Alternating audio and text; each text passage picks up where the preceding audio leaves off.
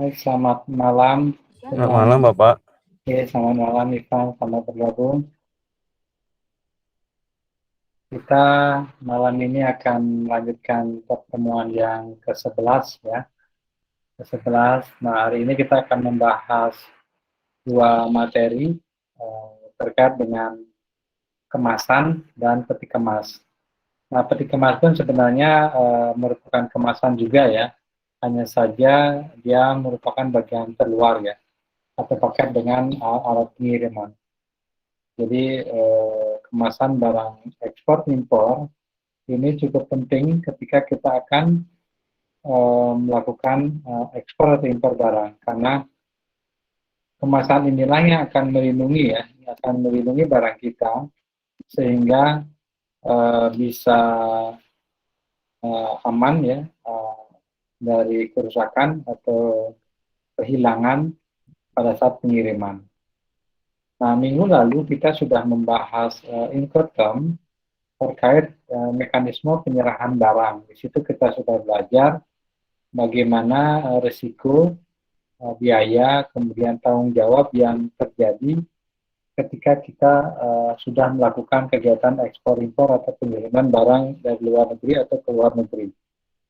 Nah, terkait dengan risiko itu, untuk menghindari terjadinya risiko kerusakan atau kehilangan atau kehancuran dari barang yang kita kirim atau kita pesan, maka hari ini kita akan membahas kemasan dan peti kemas atau kontainer. Nah, secara definisi memang kemasan itu sendiri sangat mudah ya, artinya tanpa tanpa membaca atau mencari istilah resminya atau definisi dari kemasan itu sudah terbayang ya, karena memang setiap hari atau setiap saat kita sering sekali berhubungan dengan kemasan ya. Nah, dalam konteks ini kita akan membahas terkait dengan kemasan untuk barang ekspor impor. Nah, kalau dari definisinya sendiri, kemasan atau dalam bahasa Inggrisnya package itu merupakan wadah, ya. Wadah bisa pembungkus atau pelindung atau alat pelindung barang untuk dari kerusakan. Nah, pengemasan itu ilmu atau seni atau cara ya bagaimana membungkus, melindungi barang yang akan kita kirim sehingga aman gitu ya dalam distribusinya. Nah, dapat juga diartikan sebagai merancang dan memproduksi kemasan. Nah, kemudian di dalam kemasan itu tentunya akan ada label ya. Label itu menjadi penanda dari kemasan yang akan kita buat, kita kirim. Nah, label itu merupakan setiap tulisan atau gambar yang terdapat dalam kemasan. Di sini akan berisi segala informasi terkait dengan barang. Nah, jadi kemasan itu kalau kita melihat dari perkembangan zaman ya, itu sangat-sangat bervariasi ya, karena akan menyesuaikan dengan isi atau produk yang kita kirim atau yang kita pesan. Nah, tentunya kemasan ini juga akan berpengaruh terhadap biaya pengiriman ya. Semakin besar atau semakin berat alat atau kemasan yang kita gunakan, maka biaya freight-nya juga akan semakin mahal. Nah, sebelum itu kita akan membahas fungsi dari kemasan. Pertama, tentunya menjaga ya barang agar selalu dalam keadaan baik atau melindungi ya, sesuai dengan waktu kedaluarsa atau mengawetkan dan selamat mencegah barang jadi rusak. Nah, eh, fungsi menjaga ini tentunya akan disesuaikan dengan jenis atau kondisi barang ya. Contohnya misalnya barang dalam yang mudah busuk atau yang buah-buahan misalnya, atau yang perlu alat pendingin, maka jenisnya juga akan berbeda dengan barang yang dalam bentuk misalnya sepatu atau kain, itu berbeda. Jadi yang pertama fungsinya menjaga barang agar selalu dalam keadaan baik. Kemudian yang kedua, melindungi barang terhadap risiko kerusakan ya. Kemudian di samping itu juga mempermudah proses saat pemuatan, pembongkaran dan pengangkutan. Nah, Bisa dibayangkan kalau misalnya barang itu tidak dikemas ya, bagaimana kita akan mengirimnya, memuat atau membongkar, kemudian menghitungnya di dalam kapal gitu ya, dan kontainer, misalnya barang itu tidak dikemas, itu sangat-sangat mungkin terjadi kerusakan, sehingga kemasan inilah yang akan melindungi sehingga bisa di dalam kontainer atau dalam kapal itu lebih mudah untuk diangkut, dibongkar, kemudian dikirim. Kemudian yang ketiga itu membuat barang menjadi lebih menarik ya. Nah, tentunya kalau yang fungsi nomor 3 ini mungkin akan lebih ditekankan pada kemasan yang melekat kepada barang ya. Artinya ini terkait dengan lebih menarik kemasan ini untuk meningkatkan daya belinya ya. Nah, tentunya kalau kemasan dalam bentuk palet atau box itu kan lebih fungsinya sebagai pelindung. Kemudian memberikan informasi mengenai produk. Jadi kemasan itu juga kadang menunjukkan secara tidak langsung jenis barang atau isi yang ada di dalamnya. Ya. Kemudian yang terakhir ketiga pemalsuan. Nah, untuk kemasan-kemasan ini memang semakin canggih teknologi, misalnya mesin cetak atau printing, itu akan memudahkan orang untuk melakukan pemalsuan. Sehingga bagaimana caranya barang yang kita jual itu tidak mudah ditiru oleh orang lain atau produsen lain. Itu dari fungsi kemasan. Kemudian kemasan dapat dibagi menjadi 3. Nah, ini pembagian ini berdasarkan lapisan atau layer dari fungsinya ya. Karena dari fungsi-fungsi tadi akan menunjukkan atau akan ditunjukkan oleh 3 layer atau lapisan dari packaging ini ya, atau kemasan ini. Yang pertama primary packaging ya, bahan awal yang membungkus produk barang secara langsung. Jadi yang melekat dengan produknya. Ya, misalnya kaleng Coca-Cola ya. Jadi kalengnya itu adalah primary ya, atau yang paling dalam ya. Kemudian secondary packaging, kemasan di luar dari primary, jadi di luarnya ya, dan digunakan untuk mencegah pencurian untuk menggabungkan setiap satuan ini barang jadi satu paket ya, misalnya kardusnya gitu ya. Kemudian kategori yang ketiga, transit packaging, kemasan digunakan di luar secondary packaging, jadi yang di luarnya ya, dalam rangka penanganan bongkar muat pengiriman, itu yang kategori. Jadi ada 3 ya, primary, secondary, dan tertiary atau transit packaging. Jadi ada tiga layer kemasan ini, untuk pertama untuk melindungi barangnya, kemudian termudah untuk menjadikan satu, kemudian yang terakhir untuk pemuatan atau pembongkaran. Nah, bisa kita lihat dari gambar ini ya. Nah, misalnya minuman Coca-Cola itu kan Coca-Cola itu kan minuman air gitu ya. Nah, itu dibungkus dengan kaleng, itu primary. Kemudian secondary-nya untuk menyatukan 12 satu lusin ya, atau setengah lusin Coca-Cola, maka dibungkus dengan kardus ya, atau box yang berada di luar dari kalengnya. Kemudian kriteria yang ketiga, nah bisa juga kriteria ini yang ketiga dia menggunakan box palet ya, untuk menggabungkan kardus ini. Kemudian baru dia dimasukkan kontainer. Jadi kenapa kontainer dipisahkan? Karena memang kontainer itu akan menggabung dari berbagai jenis kemasan ya, berbagai jenis kategori packaging. Jadi dalam kontainer itu kalau yang barangnya campuran ya, jadi di dalam kontainer kan beraneka ragam jenis box atau barang. Tapi kalau misalnya memang satu kontainer dimiliki oleh satu orang, kemudian satu jenis barang juga bisa. Kemudian selanjutnya kita lihat kemasan dalam hal labelnya ya, kemudian shipping mark ya.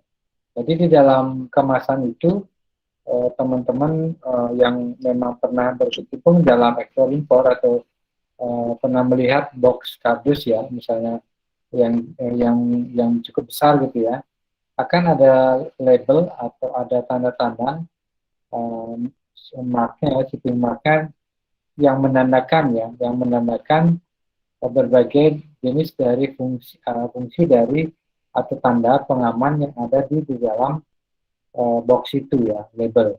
Nah, misalnya yang pertama, bagaimana kita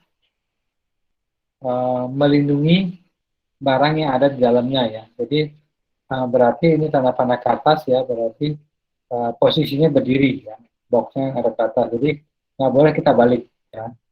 Kemudian ada tanda payung ya. Kalau dari gambar kadang kita walaupun kita tidak mau melihat secara detail artinya bisa kita terjemahkan sendiri ya. Berarti ini payung ya untuk melindungi artinya ini rentan dengan air gitu ya untuk basah ya. Jadi dinamakan dengan payung ya. Kemudian ada juga destination-nya atau consignment mark destination ya, tujuannya ya, siapa akan menerimanya, menerimanya siapa, nomornya berapa, nah itu ada di sini.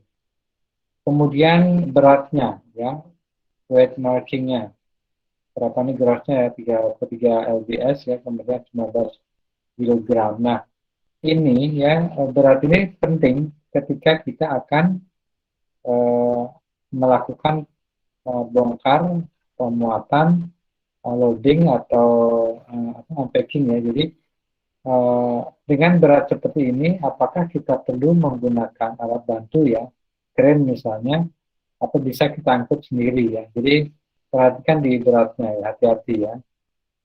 Kemudian size-nya ya, number of package and size of case ya. Jadi ukurannya 500 kali 1000 kali 600. Jadi panjang kali lebar kali tinggi ya. 600 cm itu tingginya, panjang 500, lebarnya besar ini setengah meter ya, 1 meter setengah meter. Jadi ini yang ada di dalam, kemudian ada juga country of origin ya, ada asalnya dari mana. Ini namun tidak semua ya, tidak semua packaging itu ada yang lengkap seperti ini ya. Tetapi untuk yang internasional biasanya memang ini diisi lengkap. Kenapa diisi lengkap? Itu untuk menandakan, untuk mengamankan barang di dalam gitu ya. Samping itu juga mengelompokkan ya, barang-barang itu lebih mudah kita kelompokkan di dalam kontainer nantinya. Ya. Nah ini kemasan shipping mark. Nah ini handling label itu yang tadi misalnya lambang top ke atas ini ya dengan artinya ini penting juga kita lihat bagaimana kita handling barang yang ada di dalam kemasan ya. Nah teman-teman di sini yang bekerja di bagian ekspor impor ya di gudang itu hati-hati, ini perhatikan betul label-label yang ada atau handling mark yang ada di dalam kemasan yang akan kita ambil ya. Contohnya mungkin kalau top ini itu juga berarti atasnya mana, bawahnya mana gitu ya. Kemudian yang perlu diperhatikan cukup penting itu mungkin sebentar, sorry, ingin menunjukkan untuk yang berbahaya ya. Jadi ada lambang radioaktif gitu ya. Kemudian ini temperaturnya, limit temperatur ya. Ini fragile ya. Kalau fragile kan sering kita lihat ya ketika kita naik pesawat ya. Kadang koper atau tas kita ditempel stiker fragile ya. Fragile ya. Kemudian ada yang lambangnya radioaktif ya. Ini ya, ini radioaktif ya. Produk radioaktif ini perlu kita hati-hati gitu ya. Kemudian yang produk from standard ini protect, jadi kita nggak boleh kena matahari. Jadi lambang-lambang ini diperhatikan betul ya. Ketika nanti teman-teman kalau bekerja di bagian ekspor di gudang misalnya ya. Jadi jangan sampai kita tidak memperhatikan ini, itu sangat berbahaya. Kalau apa namanya untuk yang kalau legal itu juga penting ya. Ini juga top juga penting ya. Kalau yang basah ini kadang kan kita apapun boxnya kita kan kalau hujan ya kita lindungi kan itu sangat lebih mudah sekali gitu ya. Tapi yang cukup berbahaya radioaktif, kemudian nggak boleh kena apa panas, sinar gitu ya, atau bahan peledak gitu misalnya. Nah dalam contoh pernah kejadian ya waktu saya masih di Bia juga ya, masih di lapangan itu, jadi ada apa pegawai yang tidak nah dengan ini ya label-label ini. Jadi importernya itu sudah mau mengingatkan bahwa barangnya tidak boleh kena sinar matahari, ya. Karena pegawainya tidak paham, jadi dia ngotot, gitu ya, dia buka, jadi barangnya rusak. Kondisi seperti itu kan harusnya memang kita harus paham, gitu ya, apa sih lama-lama ini artinya apa. Nah, kalau barang sudah rusak, siapa yang tanggung jawab, gitu. Itu jadi kan saling melempar tanggung jawab di situ. Jadi bagi kita, kalau misalnya kita sebagai importer atau eksportir, jadi ketika barang itu akan dikirim atau dibongkar, kalau misalnya petugasnya itu tidak paham atau enggak nah, kita yang sampaikan bahwa hati-hati Pak, mohon maaf ini barangnya seperti apa gitu, jadi nggak boleh kena sinar, nggak boleh apa tahu lembab gitu misalnya, jadi itu perlu kita sampaikan. Kemudian kita lanjutkan ke tanda atau kemasan tadi ya, artinya apa sih gitu ya. Jadi ada tiga fungsi ya, ada fungsi proteksi ya, pelindung ya, kemudian fungsi untuk bagaimana kita handle barangnya, kemudian untuk identifikasi juga. Dan misalnya kalau fungsi proteksi itu bisa kita lihat misalnya live here, jadi tempat posisi kita mengangkatnya di sini. Ya. Kemudian ini misalnya storage in cold place, jadi ini nggak boleh panas ya, harus dalam yang dingin ya. Kemudian misalnya special storage, berarti dia penyebaran khusus ya. Kemudian keep dry, kering nih, kebalikan dari cool ya. Jadi ini yang akan ditunjukkan oleh label tadi ya, label tadi.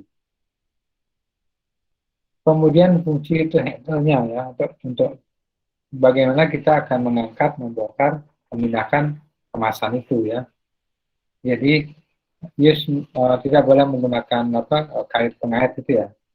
Kemudian handle with care, jadi hati-hati, fragile misalnya, open here, jadi di sini posisi bukanya, jangan jangan dilempar atau di drop gitu ya. Jadi ini fungsi bagaimana kita menghandle perlakuan terhadap kemasan. Kemudian fungsi identifikasi. Nah dari kemasan itu bisa juga kita lihat identifikasi dari barang-barang yang ada di dalam ya. Kemudian misalnya nomor mereknya, ya nomor koli, kemudian pelabuhan tujuan, atau beratnya tadi yang saya tunjukkan tadi ya, berapa beratnya. Kemudian kalau untuk televisi atau itu kan ada berapa kilowatt ya, itu ada di dalam kemasan tadi. Jadi dari kemasan bisa kita identifikasi barang yang ada di dalamnya. Nah, dalam konteks keamanan pemeriksaan barang dia itu kayak kadang ini juga bisa diakalin ya atau dikelabui ya, karena kalau sudah sifatnya untuk menyelundup ya, penyelundupan barang, jadi kadang ini bisa mengecoh ya, jadi barangnya tidak sesuai dengan yang ada di dalam lambang-lambang ini ya, sehingga kita menggunakan X-ray untuk barang-barang tersebut. Kemudian kemasan ini ya di dalam itu juga diatur oleh United Nations Economic Commission for Europe ya, terkait dengan bagaimana codes for type of cargo ya. Jadi itu ada di rekomendasi nomor 21 ya. Jadi package dan packaging material. Jadi Ini ditentukan ya. Jadi pertama kode barang itu dibedakan berdasarkan jenis kargo, jenis kemasannya, kemudian materialnya dari apa, bentuknya seperti bentuknya bahan, bentuk, kemudian materialnya bahannya apa. Jadi rekomendasi 21 ini menetapkan sistem kode numerik ya untuk mewakili ya jenis kargo, jenisnya apa gitu ya, jenis kemasan, jenis kargo, kemudian jenis kemasan, kemudian bahan kemasan dalam peragangan pengangkutan dan agroekonomi lainnya yang berhubungan dengan teknologi. Ketika ekspor impor atau perdagangan internasional, ketika negara atau perusahaan menyepakati untuk menggunakan rekomendasi ini, maka dia menggunakan kode ini ya. Nanti kita pelajari. Jadi sistem kodifikasi ini ditujukan untuk digunakan dalam pertukaran data oleh para pihak yang berkepentingan dalam perdagangan internasional melalui jaringan data secara otomatis atau aplikasi lainnya. Nah, sebenarnya dengan kode ini sudah bisa dilihat gitu ya. Kodenya apa? Berarti kita sudah tahu barang, kemasan, jenis kemasan, kemudian kemasannya, kemudian materialnya. Kita bisa baca dari kodenya ini. Ini yang disepakati secara internasional. Jadi jenis kargo, kemasan, dan materialnya. Nah, ada 3 tadi ya. Cargo types code ya. Kemudian package-nya ya. Package type code, kemudian cargo type code, kemudian packaging material bahannya ya, packaging material code. Ya. Misalnya cargo type-nya kalau 0 ya no cargo unit ya liquid, jadi curah ya, curah cair itu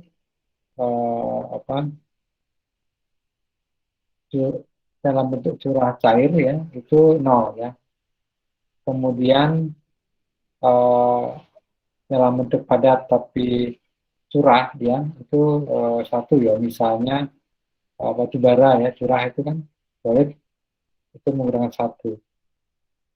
Tuh. Kemudian misalnya package keduanya type-nya bulk itu curah ya. Kemudian misalnya kalau lagi di sini yang mudah ya, bentuknya ada silinder silinder ya, ada bentuk prisma ya, ada bentuk drum ya, drum box ya. Kalau yang ini loose and pack extruding box, jadi ini curah tapi bukan curah, jadi dia tidak dikemas gitu ya. Kemudian materialnya apa? Nol itu tidak diketahui kemasannya ya. Materialnya maksudnya 1 plastik, 2 atau paper, atau paperboard, 3 atau wood ya. Kemudian 4 sekarang seperti ini. Kita belum tahu di masa akan datang itu ada bahan yang belum ada saat ini gitu ya. Jadi itu diberikan opsi nomor 4 dari besi atau glans, tekstil, kemudian ya ya. Jadi ini kita lihat ada 3 ya. Jadi pertama cargo type code-nya, kemudian jenisnya, jenis packet type-nya, kemudian bahannya. Misalnya kita lihat yang ini penjelasannya ya. Ini penjelasan yang tadi, misalnya ini kontainer itu ada di nomor 2 ya. Kontainer. Nah, bisa kita lihat contohnya. Nah, ini tadi urutannya ya, penjelasan dari kartu type-nya. Ada kontainer tadi, kemudian ada palet ya. Kemudian kita lanjutkan ke the following number should be used for the kind of packaging. Jadi nomornya ya, kalau drum nomor 1 ya, kemudian wooden barrel ya, dari can, box, part, bag, kelima ya. Jadi ini bentuknya, bentuk dari kemasannya.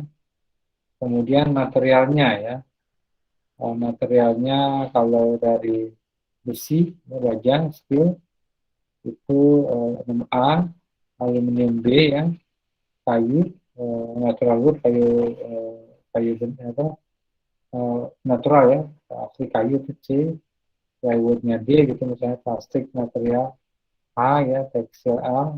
Jadi ini sesuai dengan gelas P. Jadi ini yang sudah ditentukan gitu ya. Jadi kita misalnya melihat contohnya, jadi satu A1 ya. Jadi bentuknya drum ya, materialnya dari baja, besi baja ya. Jadi satu A1. Kemudian eh, misalnya box ya, boxnya 4A ya. Jadi steel dari baja ya. Kita lihat uh, dari sini ya bahannya tadi ya. Nah ya, 4 box dari 4A berarti kotak yang terbuat dari besi baja. Gitu. Seperti itu cara membacanya. Nah, kode-kode ini yang digunakan. Jadi dengan mencantumkan kode ini, kita sudah tahu jenisnya, bahannya apa gitu ya. Jenis box atau kemasan dan terbuat dari bahan apa. Ini sama ya, jadi tergantung dari jenisnya, kemudian materialnya, ini lambangnya, kodenya. Nah, seperti ini misalnya uh, kode yang ada di dalam box ini ya, itu memiliki arti ya, ada artinya gitu ya. Yang pertama universal symbol ya, kemudian packaging independent code yang tadi ya, 4 box ya, box 4G ya, box dari itu box dari fiber ya. Kemudian ini drum satu tadi ya, bentuknya drum terbuat dari uh, besi atau baja ya. Gitu ya. Kemudian di sini packaging group level equivalent ya. Kemudian solid or inner package ya, solid ya.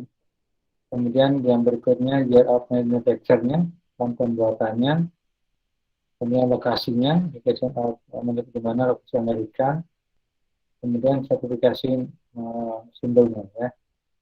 Jadi ini bisa kita apa? Kode inilah yang disimpan ya. Maksudnya dalam data-data internet sekarang itu sudah sangat canggih ya. Ini dengan direkam ini sudah ketahuan ya. Bentuknya apa ya. Misalnya gini, ketika kita mencari barang ya, barang yang ada di satu kontainer misalnya, kita hanya mau diberikan kode ini, kita bisa mencari. Jadi ini bentuknya apa ya? Jadi box yang terbuat dari fiber 4G. Jadi kita bisa menemukan barang yang dalam bentuk boxnya mana saja gitu. Itu contohnya. Mungkin kalau bagi kita tidak terlalu penting gitu ya, tapi di bagian bea cukai gitu ya, bagian uh, untuk hal-hal yang kriminal gitu ya, itu sangat angka-angka ini sangat penting ya. Jadi mungkin kalau pernah nonton film-film yang internasional yang terkait dengan pengiriman barang ya, mungkin narkoba dan lain-lain, nah ini sangat penting kode-kode ini. Kalau misalnya kodenya benar, berarti bisa dimudah dicarikan ya. Yang gambar agak sulit adalah ketika kode ini digunakan untuk mengelabui barang yang ada di dalamnya. Gitu.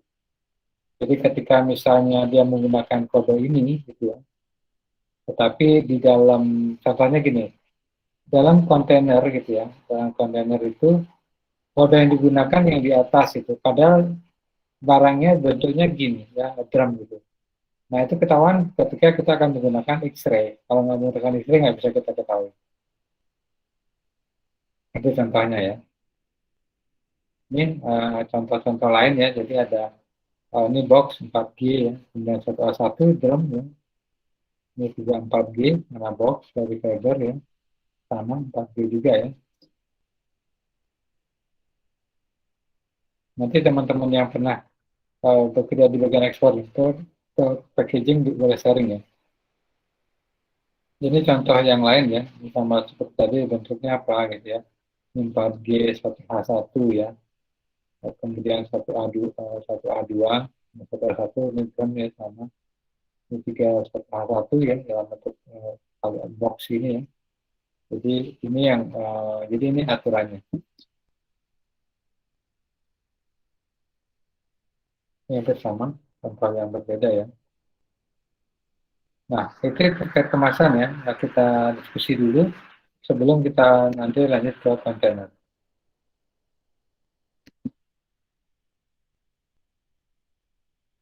Silakan yang mau bertanya atau sharing atau memiliki pengalaman di lapangan ya, mungkin pernah bekerja, silakan.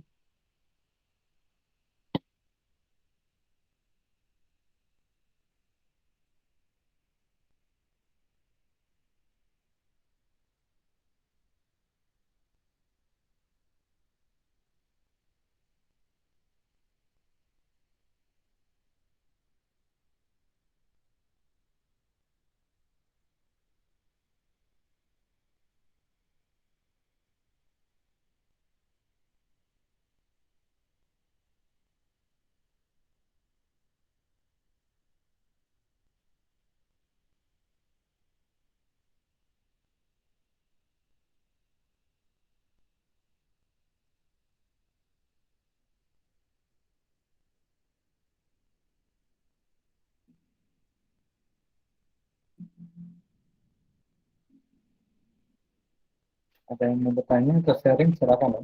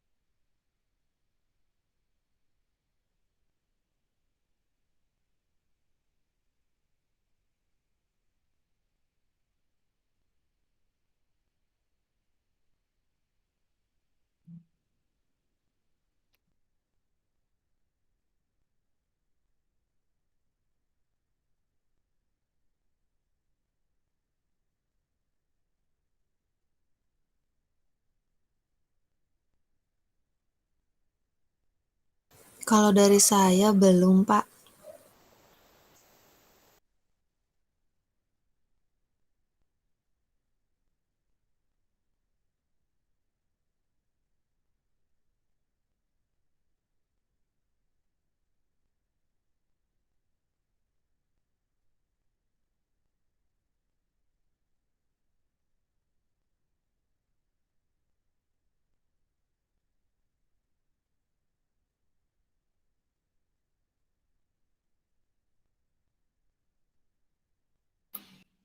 Eh, atau kita lanjut kontainer dulu? Boleh, Pak. Kita lanjut dulu ya. Nanti kalau misalnya ada yang mau ke materi ini boleh kita buka lagi ya. Kita share yang kontainer.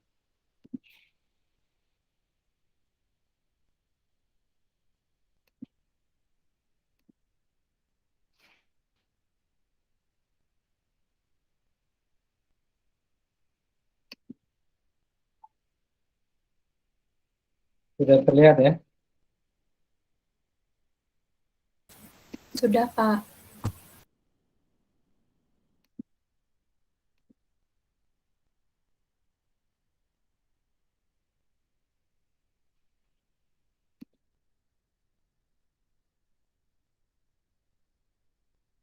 Ya, kita lanjut ke kemasan yang berikutnya ya, peti kemas atau kontainer. Nah, peti kemas atau kontainer ini merupakan kemasan terakhir ya, terakhir dari apa kemasan yang kita bahas tadi, primary, kemudian secondary dan tertiary. Nah, bisa juga kita akan tertiary, bisa juga ya, atau bisa juga menjadi apa primary ketika misalnya kemasannya dalam bentuk bentuk batu bara misalnya curah, gitu bisa juga ya. Jadi tergantung dari jenis barangnya. Nah, kontainer ini ada sejarahnya gitu ya. Jadi pertama kali itu tahun 1956 ya. Itu pada saat ini ditemukan oleh Malcolm McLean ya, untuk kenalkan peti kemas pertama kali. Nah, di dalam berkembangnya kegiatan ekspor impor atau perdagangan internasional tentunya menjadi sangat sangat berfungsi gitu ya, sangat penting sekali manfaat dari kontainer ini, karena memang bisa dibayangkan ya, kita tadi mempelajari kemasan dalam bentuk dus, kemudian box itu ya, box, kemudian kemasan lainnya palet atau yang lain. Nah, bayangkan kalau misalnya tidak ada kontainer gitu ya, bagaimana pengirimannya begitu banyak ya, kalau ekspor impor kan bisa ribuan gitu ya. Bagaimana bisa mengamankan, memudahkan menghitung gitu ya barang kita kalau tidak ada kontainer.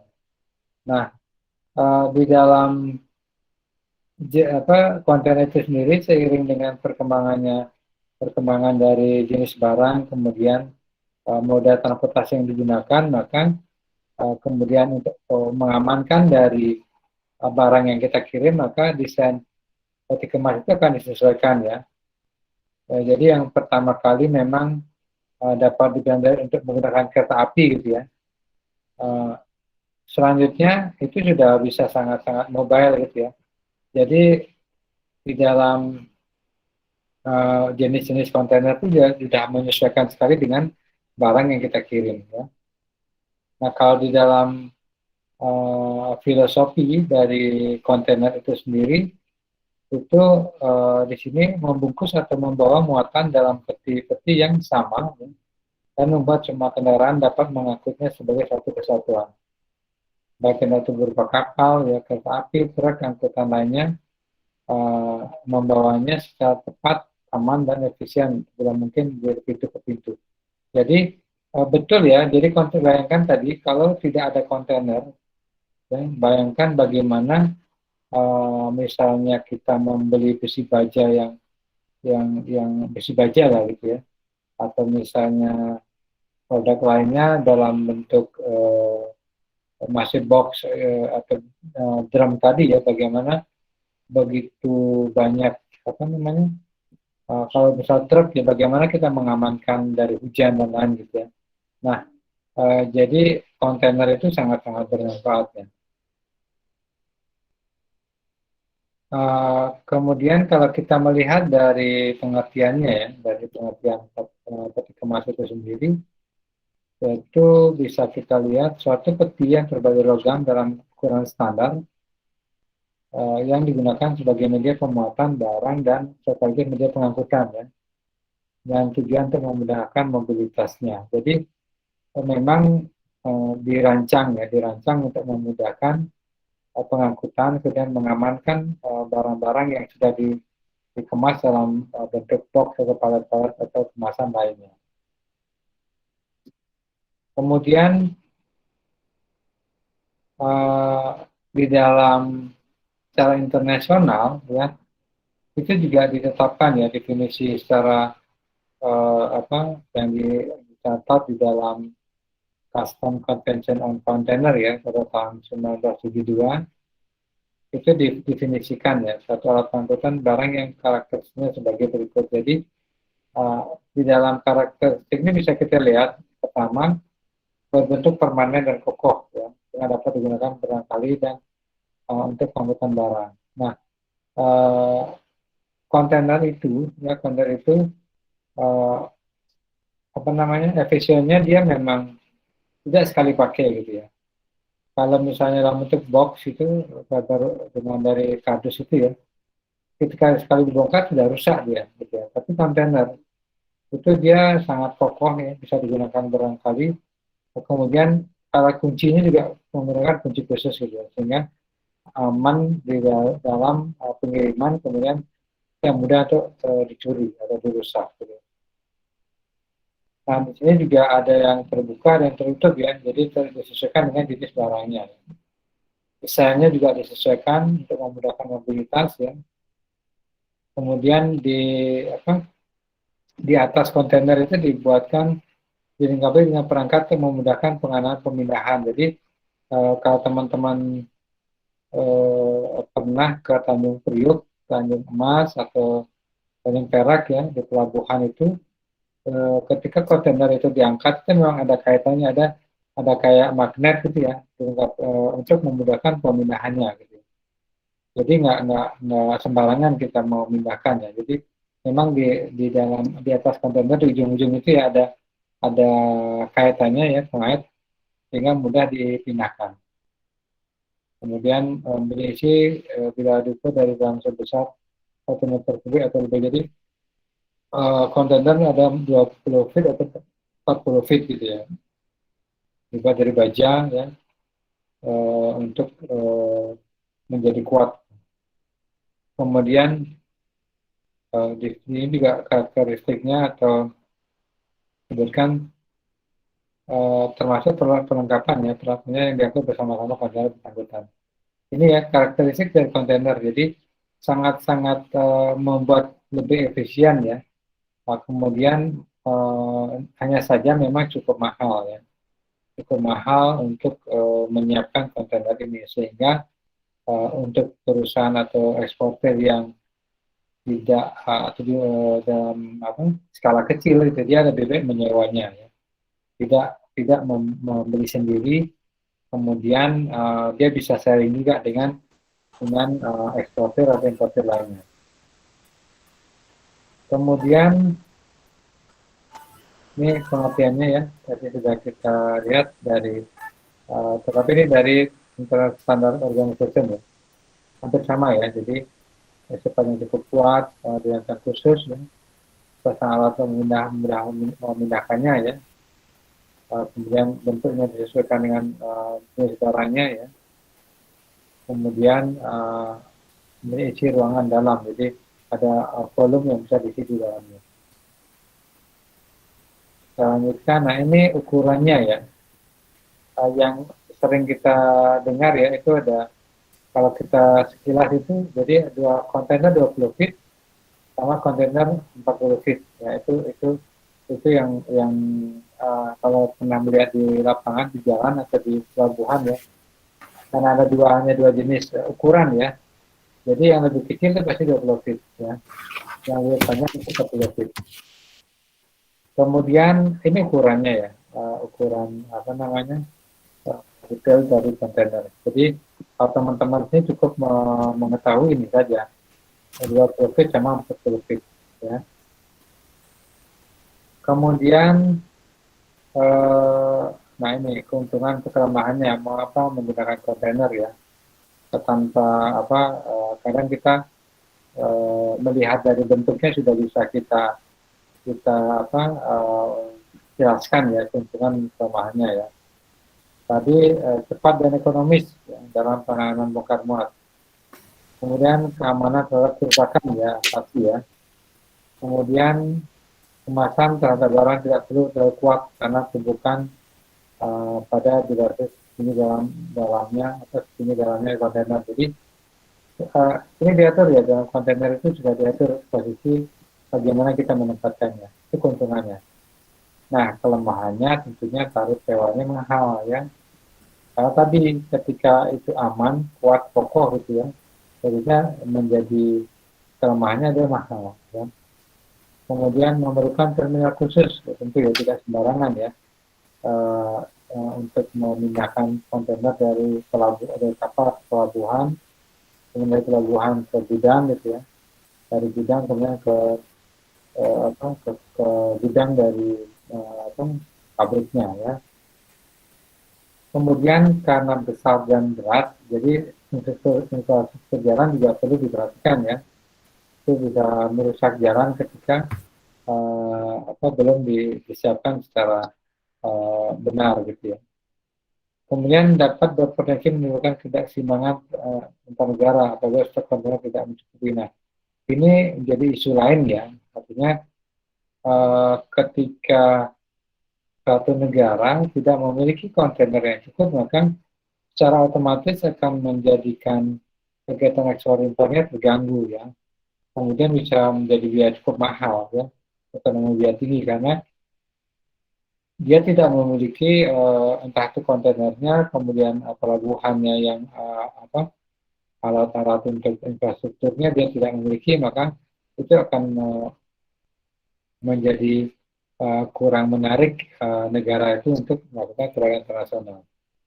Karena apa? Karena pasti akan mahal ininya, biayanya kalau kita membeli barang dari negara tersebut.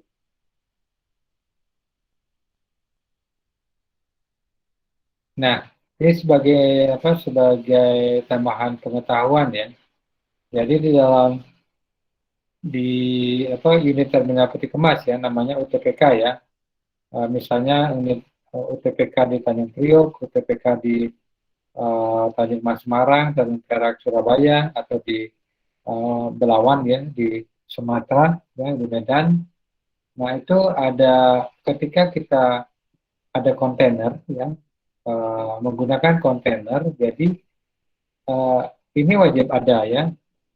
Jadi sebuah lapangan atau yard yang cukup luas untuk kegiatan bongkar muat dan penumpukan stacking kontainer ya, dilengkapi dengan peralatan khusus. Nah ini wajib ada ya.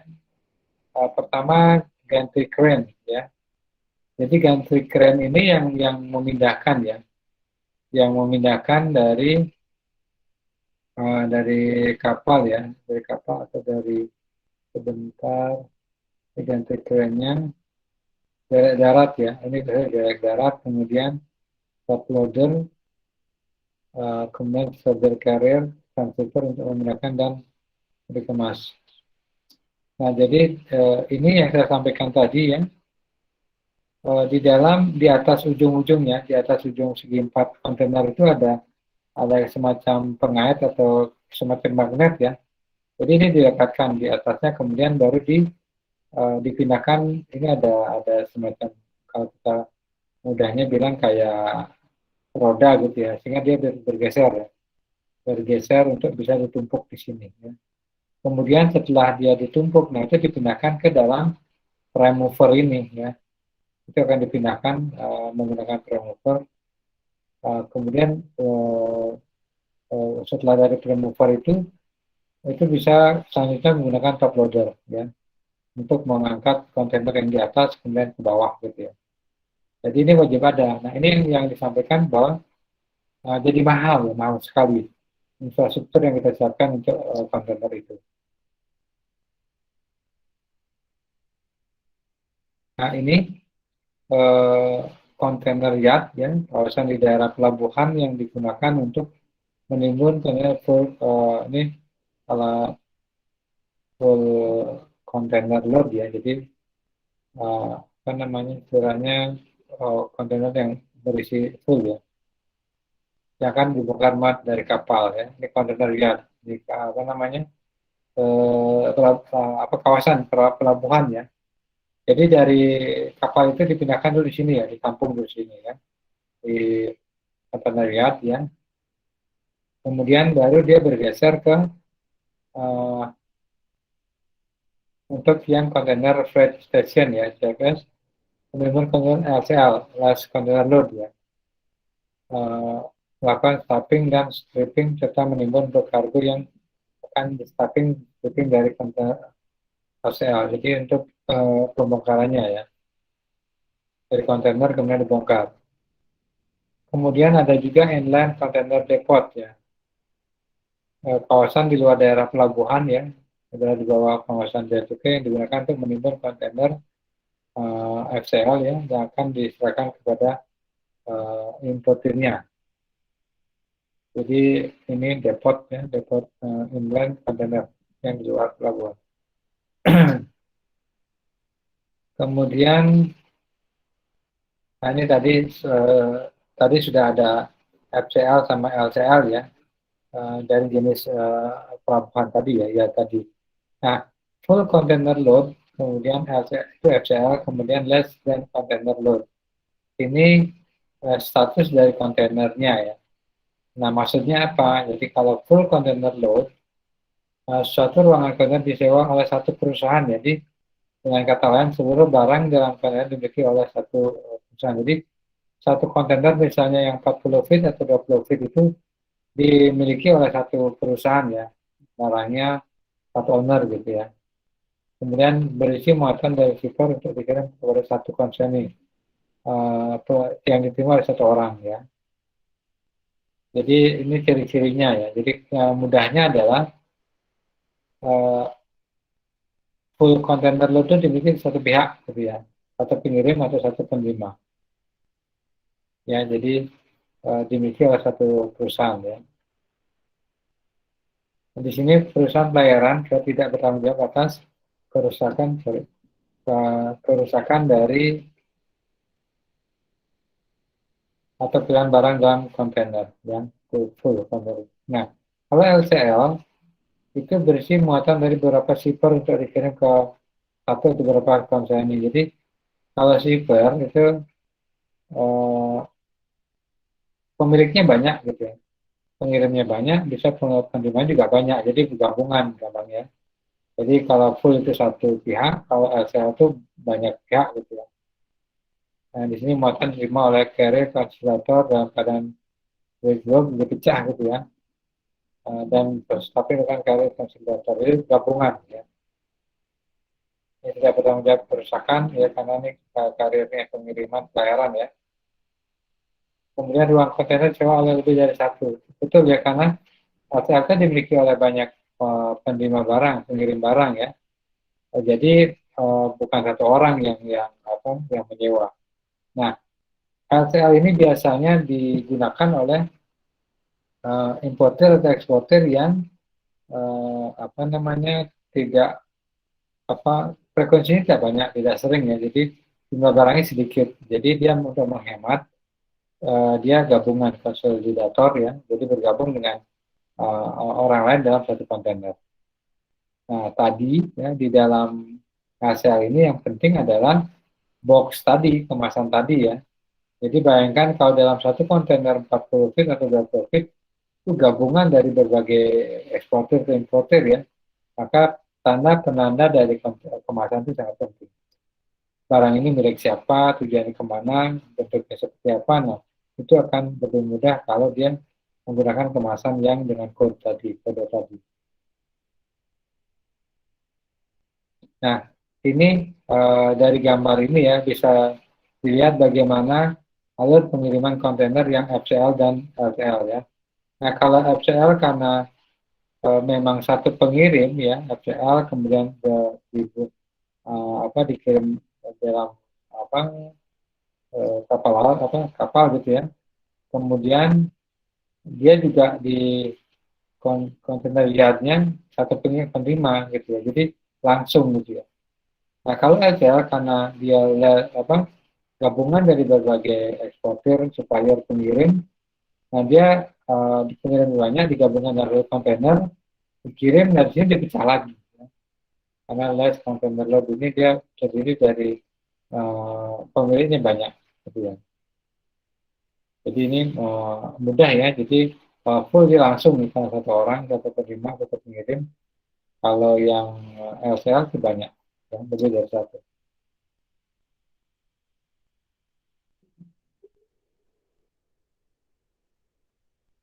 Nah, kepemilikan kontainer ada istilahnya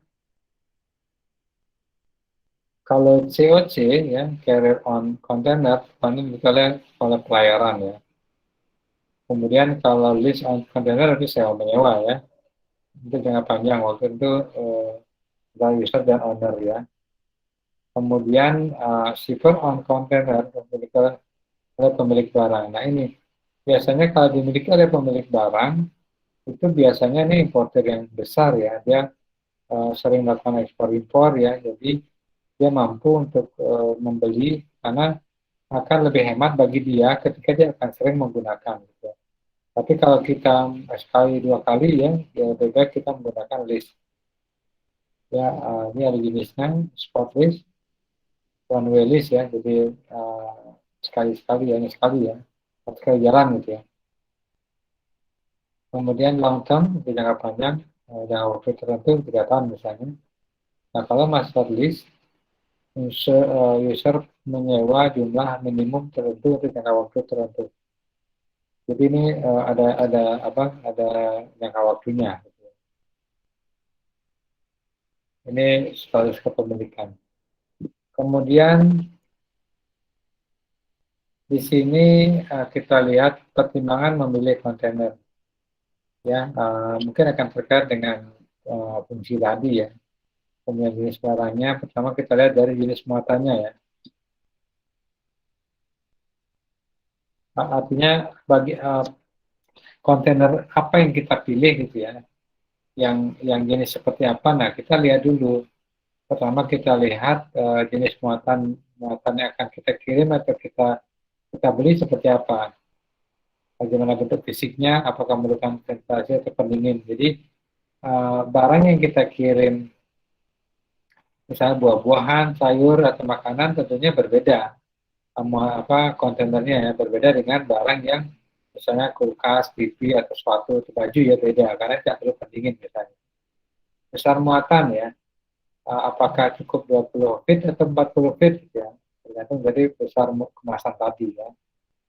Kemudian berat muatan, daya muat kontainernya seberapa, jadi itu ditentukan atau disesuaikan ya. Nah ini kelembapan muatan kan terkait dengan tadi ya kondisi dari fisik barangnya ya. Kemudian kelayakan ya,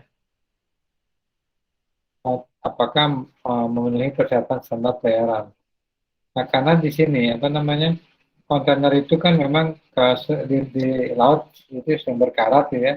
Jadi perhatikan kuncinya, pengamannya masih bagus, kemudian kontainernya betul-betul bisa terkunci, nah itu perlu diperhatikan.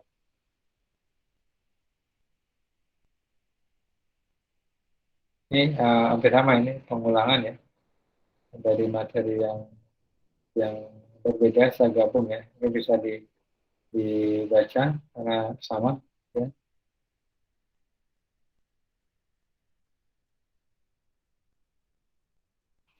Oh ya, ini saya sampaikan jadi itu ada kontainer itu ya, itu sifatnya karena internasional kodenya ya.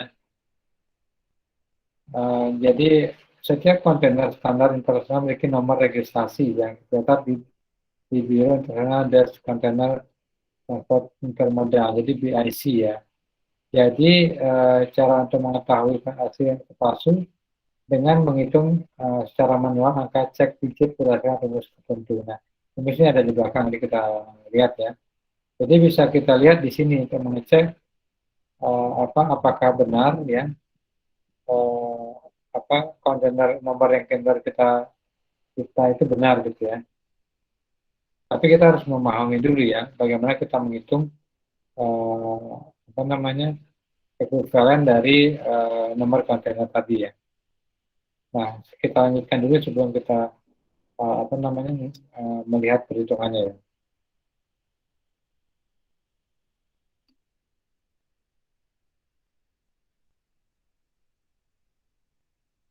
Nah, ini kita akan memasukkan kodenya ya. Kode kontainernya apa, kita masukkan di sini, sudo gitu ya. Kemudian enter the first 6 digit of the sorting serial number ya. Kemudian akan muncul gitu ya. Apakah benar jenis atau kontainer itu alamat dan lain-lain ya. Kita lihat di nah ini ya. Jadi yang pertama sistem penomoran kontainer ya, ini sebagai pengetahuan ya. Jadi walaupun belum tentu bekerja di ekspor impor ya, ini hanya sebagai pengetahuan. Ini akan penting ketika teman-teman nanti bekerja di bagian ekspor impor ya, jenis kontainernya ini. Sistem penomoran terdiri dari 11 digit yang dibagi menjadi 4 bagian. Ya. Nah, kode pertama, kode pemilik. Ya. Kode pemilik terdiri dari 3 digit huruf kapital. Ya. Masing-masing pemilik tangga harus memiliki kode yang bersifat unik dan tidak boleh sama dengan pengurus tangga lainnya. Jadi dia sudah ditentukan ya, harus mendaftar di BIC tadi ya, biro tadi ya. Nah, dalam kode produk barang, tadi kan kode pemilikan, ya, pemilik ya.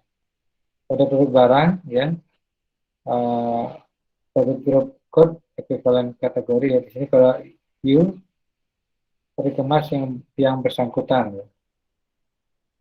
J ya, kelautan yang terkait dengan kontainer yang dapat dilepas, kemudian Z itu toilet dan basisnya. Kemudian ya, basisnya. Ya.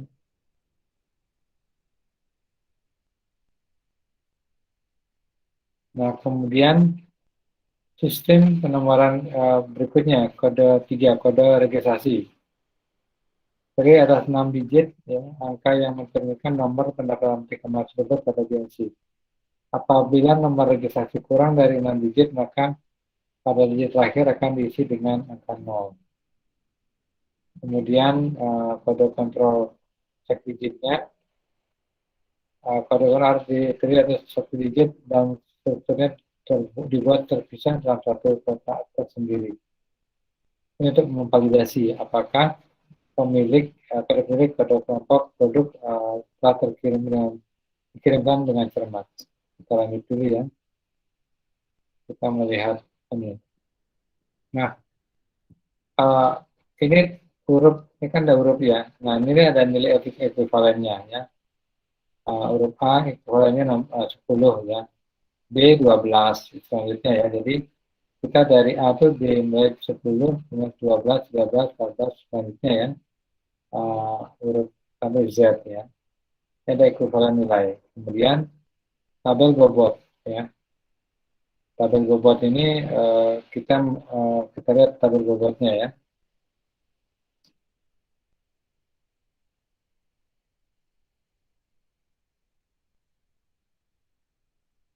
Kemudian susun ke 10 digit nomor ya, kontainer tidak termasuk cek digit di atas di atas nilai bobot masing-masing digit, nilai bobot di bawah ini ya. Itu dari tabel bobot yang merupakan deret angka yang diperoleh dengan cara memangkatkan bilangan 2 ya, mulai dari pangkat 0 sampai dengan 9 secara berurutan.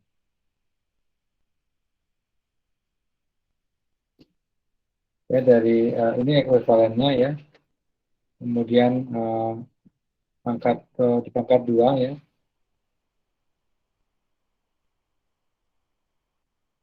Kemudian kalikan masing-masing urutan digit hasil ekuivalen ya, kalikan masing-masing urutan digit hasil ekuivalen mulai dari digit 1 sampai digit 10 dengan nilai bobot di bawahnya. Kemudian hasilnya perkalian masing-masing tersebut dijumlahkan secara keseluruhan. Nah, nilai penjumlahan total yang diperoleh kemudian dibagi dengan angka 11. Banyaknya digit pada nomor tertentu. Hasil sisa dari pembagian tersebut merupakan nomor cek digit yang kita cari atau kita hitung. Itu caranya ya, cara untuk menentukan nomor kode kontainer tadi. Misalnya ini ya, jadi misalnya kan di dalam kontainer ya, kita ingin memastikan nomor ini ada atau tidak gitu ya. Jadi sudu 307007 ini cek digitnya. Nah, sebagai contoh, ini coba kita pelan-pelan lihat ya. Sebagai contoh misalnya, kode pemilik dan nomor seri kontainer pada contoh dan gambar ini ya, kelihatan ini, sudu 307007 ya. Ini sudu produk group code. Ini ini ownernya ya, code-nya, kemudian registrasi number, cek digit. Anggap saja bahwa kita melakukan kode cek digit angka 9 ya, yang tertera pada kontainer tersebut. Nah, untuk menghitung kode cek digit yang sebenarnya, maka nilai ekuivalen kode pemilik dan kode produk sudo dikonversikan berdasarkan kode ekuivalen. Nah, kita dengan demikian nilai ekuivalen dari kontainer tersebut adalah sebagai berikut. Yang pertama, ini kan kita cari ya, sudo tadi ya. Jadi ini kan pertama kita cari angka ini ya. Kita lihat sudo ya. Sudo itu saya balik dulu ya untuk melihat ininya. Kalau teman-teman bisa melihat di sudo ya. Sudo S 30 ya. S 30, kemudian U-nya 32 ya. Itu bisa dicatat kalau biar nggak bola-balik ya. Sudo S-nya 30, U-nya 32, D 14, U 32. Sampai di situ dulu ya. Sudo kita lihat di dalam ininya. Nah, sudo ya. 30, 32, 14, 32. Ya, sudo ya. Kemudian 3, ini kan kita gunakan 307, 007 ya. Kemudian kalikan ya, kalikan masing-masing pasangan nomor ini ya, bobot tersebut, sehingga hasilnya akan jadi 30 kali 1 ya, 32 kali 2, 14 kali 4, 32 kali 8 ya, 3 kali 16, 0 ya, kemudian 7 kali 64, 0, 3584. Nah, total penjumlahan dari hasil perkalian adalah 4.486. Bila angka tersebut dibagi dengan 11, ya, angka ini dibagi 11, maka hasilnya adalah 407.911 ya. Jadi artinya bahwa angka cek digit yang sebenarnya dari nomor account tersebut adalah angka 9, cocok ya. Jadi 9 ya. Itu cara perhitungannya ya. Jadi misalnya teman-teman di sini ingin mengecek kontainer satu kontainer yang ada di jalan gitu misalnya ya. Jadi benar atau tidak dari sini kita lihat ya. Kita cari konversinya ya. Kemudian dikalikan dengan tabel digitnya ya. Nah, itu kemudian kita bagi dengan 11. Jadi akan ketemu 407 ya. 409 per 11. Jadi digit terakhirnya ya. Itu sebagai tambahan pengetahuan ya.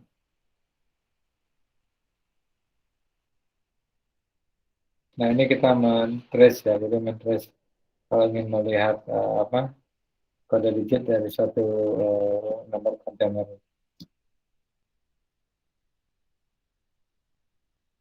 Ini bagian-bagian dari kontainer ya. Nah, ini sepertinya sebenarnya lebih untuk ke bea cukai ya. Ketika kita akan melakukan pemeriksaan pembongkaran ya, kita perhatikan kemasannya ini sebenarnya kontainer itu posisi-posisinya seperti apa. Jadi itu menghindari adanya penyimpanan atau penyelundupan narkoba. Ini kode tadi ya. Kode-kode tadi itu di kontainer ya.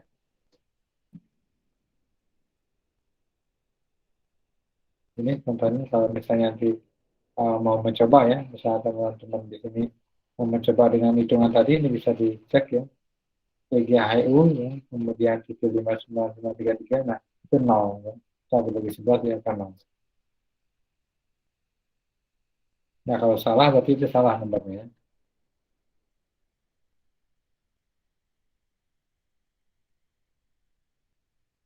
Nah, ini 42 modelnya tujuh tadi ya, 7759333, 0.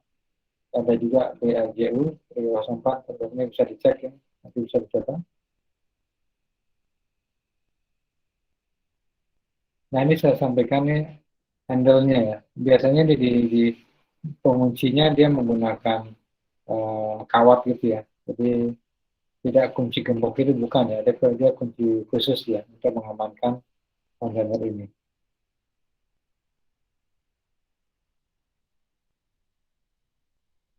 Nah, jenis-jenis kontainer ya ada general container, ada thermal, ya, tank, ya, dry bulk, punya platform, collapsible, armored. Jadi tergantung dari jenis barang yang akan kita kirim ya, itu akan apa disesuaikan dengan kontainer itu sendiri. Tadi sorry, general ini umum ya. Jadi general yang kontainer seperti biasa. Jadi fungsinya tidak membutuhkan apa, eh, tidak membutuhkan penanganan khusus barang yang ada di dalamnya. Ya. Itu general cargo. Seperti kontainer yang biasa yang kita lihat di jalan. Tetapi kalau yang thermal, ya, itu ada pengatur suhunya. Jadi barang yang ada di dalamnya eh, memang membutuhkan suhu tertentu sehingga tidak rusak. Kalau kontainer ya tank ya, tangki dalam bentuk tangki ya. Ini biasanya untuk muatan cair atau gas. Nah ini dry bulk container ya, khusus semoga muat curah ya, dalam bentuk curah, kargo curah. Dengan platform dari lantai dasar. Jadi kayak apa uh, yang rata ya, dia untuk mengangkut untuk kendaraan biasanya. Kemudian kalau itu seperti untuk muatan ternak ya, sapi biasanya ya, kalau binatang itu apa itu yang menggunakan. Nah untuk ini air mode container untuk pesawat terbang yang berbahan besar. Jadi untuk barang-barang kargo yang lewat udara itu air mode container. Nah ini contoh yang tadi ya, ini flat yang biasa nih ya, kotak biasa ya, paling ujung atas kiri ya. Ini ada temperaturnya, kontrolnya di belakangnya ya. Buah biasanya ya. Ini open top memang bisa dibuka di atas. Itu ada juga high cube. Nah ini ada ventilasinya, itu akornya ya. Ini dalam tank ya, untuk cair atau gas. Yang flat, ya, untuk yang rata ya, open side di belakang ini. Nah, ini sesuai dengan barang yang kita kirim ya. Jadi ditentukan. Tentunya biasanya yang untuk penanganan khusus lebih mahal ya. Karena dia menjaga barang yang kita kirim tidak rusak. Ini yang tadi, general purpose, ya. Kemudian ada temperaturnya,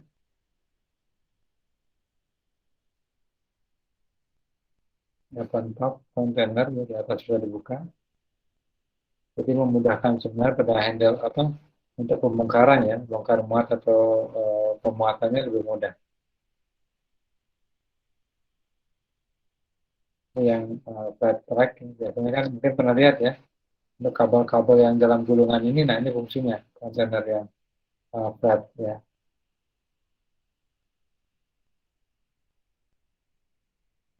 Ada juga untuk membawa kendaraan ya, jadi dia flat ya. Platform doorstep container.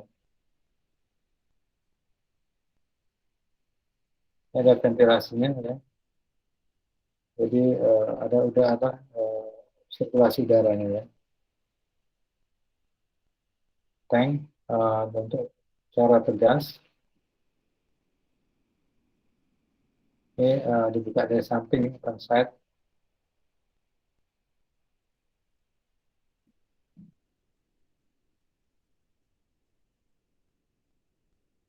Ini definisi lain ya.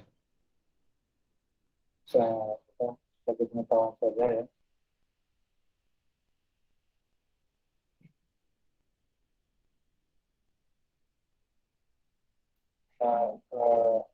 Palet ya, salah satu bagian dari apa ULB ya.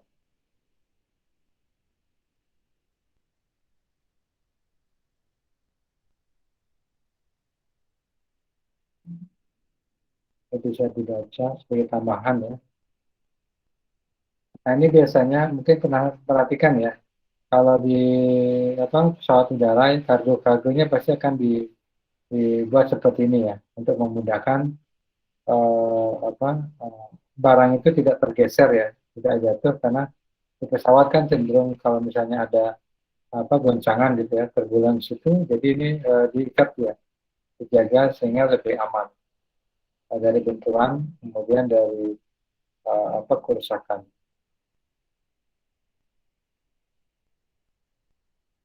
Nah, kemudian tarif kontainer ya, memang pasti ada tarifnya ya. Jadi eh, dalam bentuk box, kemudian atau jenis lainnya, tentunya yang menggunakan eh, 20 feet dengan 40 feet akan berbeda ya. Jadi akan disesuaikan dengan eh, besar kecilnya kontainer itu. Di sini merupakan tarif fix per kontainer yang dihitung berdasarkan pemakaian rata-rata box kontainernya. Ya. Nah, kalau misalnya kita untuk hemat kita menggunakan yang LCL ya. Kalau barang kita sedikit, jadi tidak harus menyewa satu kontainer. Nah, biaya pergerakan kontainer. Jadi di dalam bisa dibayangkan ya, dari kontainer itu kan makanya tadi kelemahannya mahal ya.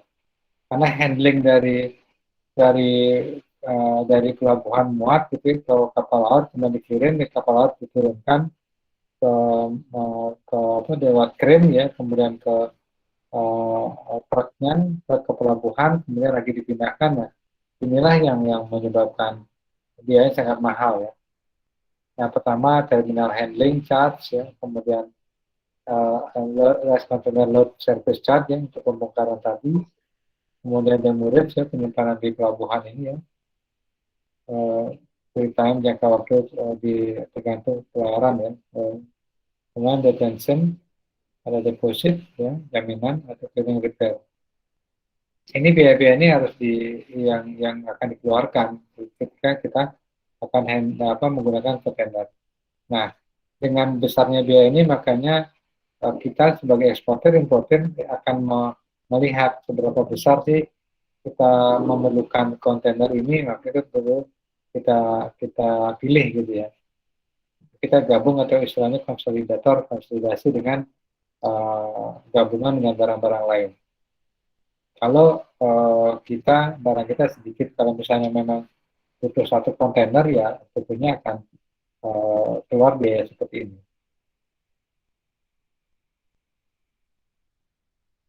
Nah, itu yang bisa saya sampaikan, cukup banyak ya materinya, tapi ini sebagai pengetahuan saja ya, karena kita belum tahu, artinya siapa tahu nanti bekerja di bagian ekspor impor ya, kemudian misalnya diminta atau memilih mencari kontainer ya untuk ekspor barangnya ya tadi, ini bisa digunakan referensinya ya. Nah, tentunya tadi bisa mengecek kebenaran nomor kontainer itu bisa menggunakan rumus. Silakan kalau ada yang mau sharing atau berbagi atau mau bertanya, silakan ya, terbuka. Silakan.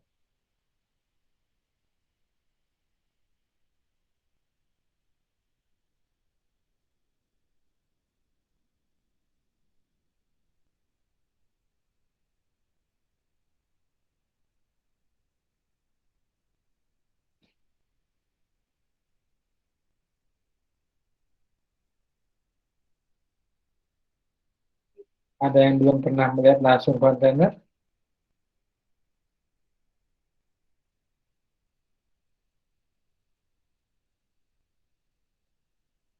Ada yang belum pernah melihat langsung secara fisiknya?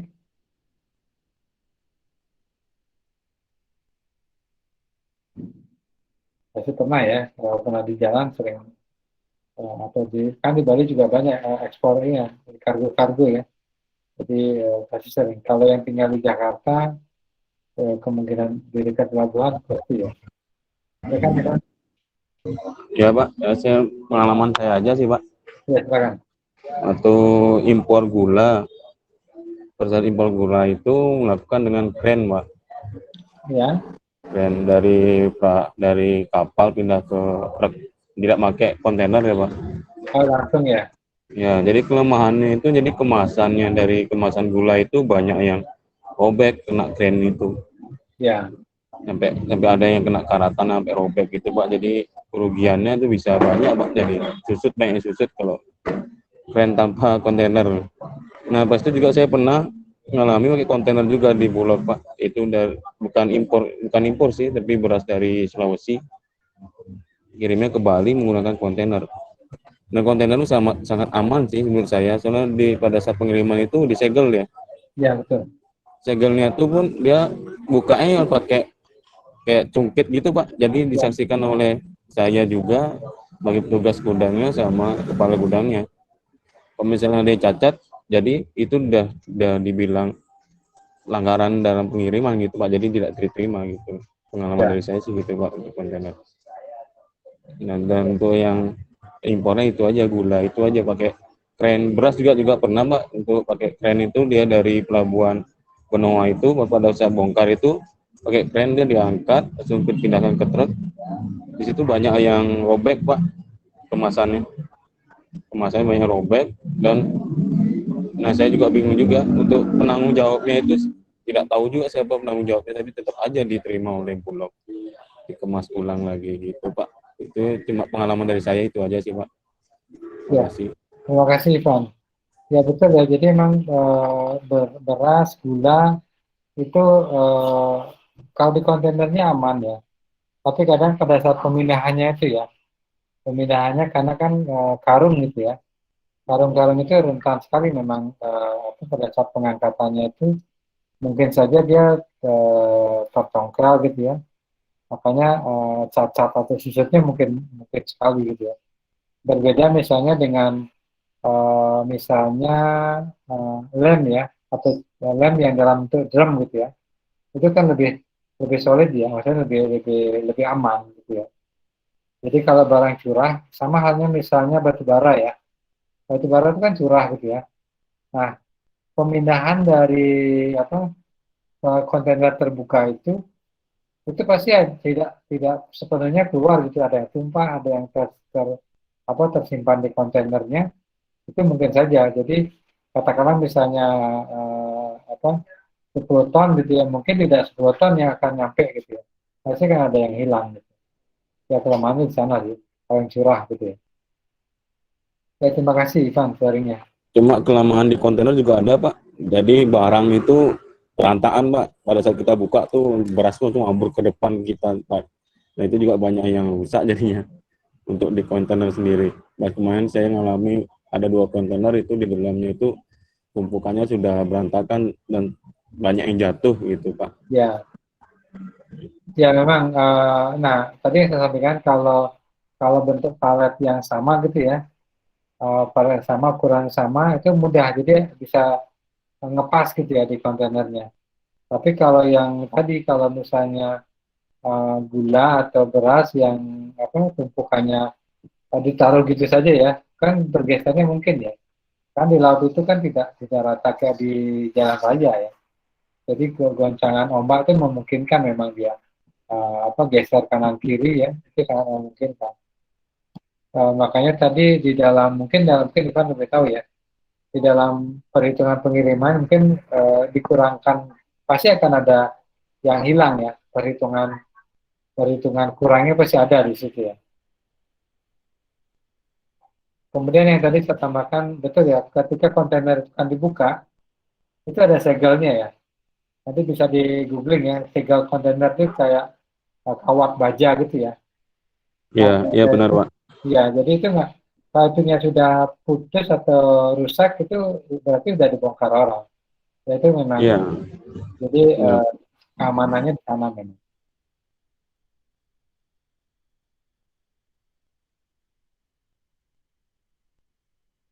Terima kasih Ivan. Yang lain mungkin ada yang mau sharing? Baik Pak, sama-sama Pak.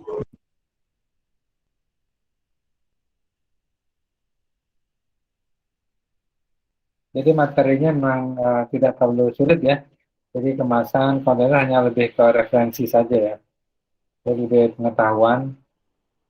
kecuali nanti memang akan bekerja di bagian gudang ya, pemilihan kemasan, kemudian perhitungan, sebenarnya terkait dengan dari perhitungan ya biaya pengiriman itu ya. Ketika nanti kita mengirimkan atau mengekspor barang, kemasan apa yang kita gunakan itu kan terkait dengan biaya pengiriman. Di situ sih poinnya nanti. Kemudian pemilihan kontainer tadi, jadi mau LCL atau FCL. Ada pertanyaan atau sharing?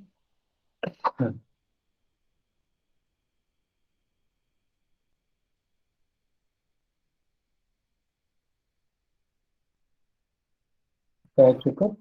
Bisa dipahami?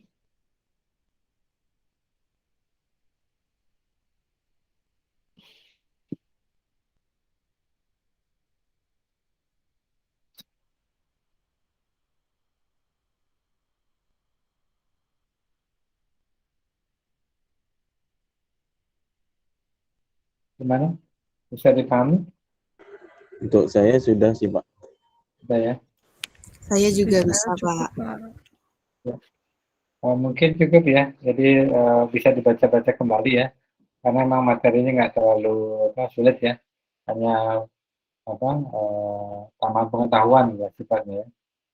Baik, kalau tidak ada pertanyaan lagi, saya cukupkan ya. Mudah-mudahan bisa dipahami, dimengerti. Nanti bisa dibaca lagi ya. Terima kasih atas perhatiannya. Selamat malam dan selamat beristirahat. Selamat malam Pak, selamat istirahat. Terima kasih Bapak. Selamat malam, Selamat malam. Terima kasih, Bapak. Pak. Ada kesempatan.